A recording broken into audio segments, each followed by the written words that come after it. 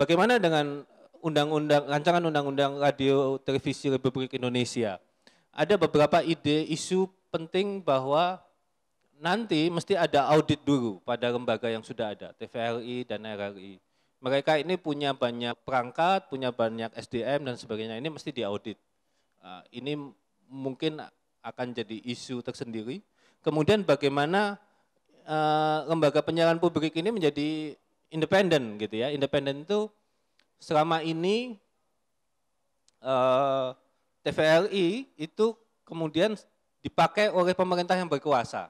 Pengalaman pada rezim sebelumnya adalah ini menjadi corong partai yang berkuasa. Nah ini mestinya dikembalikan bagaimana TVRI dan RRI menjadi lembaga publik yang memang menciptakan ruang dialog antar warga. Karena memang dia mestinya mengabdi pada kepentingan-kepentingan umum. Usulan yang lain adalah Dewan Pengawas yang selama ini prosesnya dilakukan di DPR itu bukan proses politik, tetapi bagaimana Dewan Pengawas nanti lembaga RTRI itu mewakili berbagai golongan. Karena ini lembaga penyiaran publik, entah itu ada unsur perempuan, ada unsur masyarakat difabel dan sebagainya. Lalu ide yang lain bagaimana profesionalisme dari lembaga RTRI ini. Keluhan teman-teman TVRI dan RRI adalah sudah sekian tahun mereka tidak bisa merekrut PNS yang baru. Mereka ini statusnya PNS. Nah sebenarnya ini bisa diterobos dengan Undang-Undang ASN, Aparatur Sipil Negara. Jadi kami mengusulkan bahwa nanti yang masuk di dalam direktur program atau apapun di RTRI ini tentu bisa teman-teman profesional dengan Undang-Undang ASN selama 5 tahun. Ini isu-isu yang mungkin akan berkembang di pembahasan undang-undang. Nah tantangannya yang kami hadapi saat ini sebenarnya DPR khususnya Komisi 1 ini lambat dan tertutup. Kita tahu pada tahun 2015 sebenarnya Undang-Undang Penyiaran dan RTRI ini sudah masuk dalam prolegnas dan tidak selesai. Bahkan sebenarnya tidak satupun undang-undang yang dihasilkan dari Komisi 1. Mungkin terlalu banyak sibuk berpolitik, ya, ganti pimpinan DPR dan sebagainya. Dan kami punya kesan pembahasannya tertutup. Jadi untuk teman-teman ketahui bahwa rancangan undang-undang penyiaran dan rancangan undang-undang RTRI ini inisiatif DPR. Jadi mereka yang menyusun dan sebagainya. Bagaimana proses itu relatif masyarakat sipil itu tidak mendapatkan informasi yang terbuka. Kita mesti apa ya?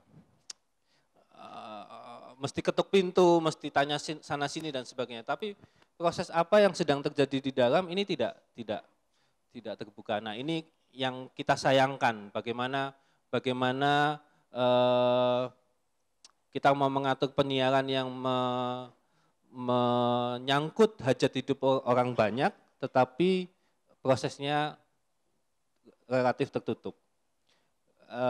Lalu yang kedua, kalangan industri TV itu memang belum sepakat tentang roadmap atau peta jalan digitalisasi dan SSJ.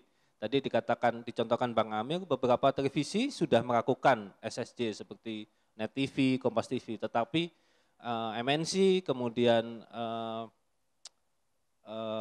Trans dan sebagainya masih enggan melakukan ini. Nah ini memang kemudian TV-TV lokal seperti Banten TV, kemudian TV jaringan seperti Bali TV dan sebagainya itu masih ada perbedaan di sini. Sehingga perdebatan nanti di rancangan undang-undang akan cukup kencang. Pemerintah masih ingin jadi regulator tunggal, tadi izin frekuensi dan siaran.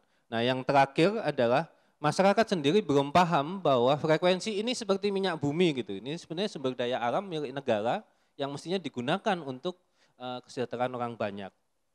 Ini masyarakat masih menganggap ini bisnis saja gitu, bisnis yang pemilik modal yang kuat. Tetapi sebenarnya kesadaran kalau saya merefer teman-teman Remote TV, teman-teman itu punya aplikasi Rapot TV, dalam tahun 2015 ada 1.150 pengaduan yang masuk ke teman-teman Remote TV tentang konten, tentang mutu tayangan televisi.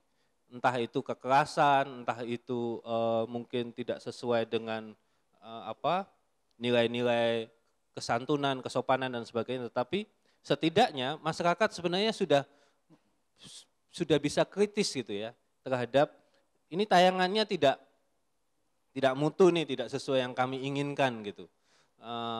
Mereka sudah mengadu, tetapi memang belum direspon oleh KPI maupun oleh pemerintah, bahkan industri sendiri gitu. Nah ini menjadi persoalan tersendiri, bagaimana masyarakat tidak punya pilihan.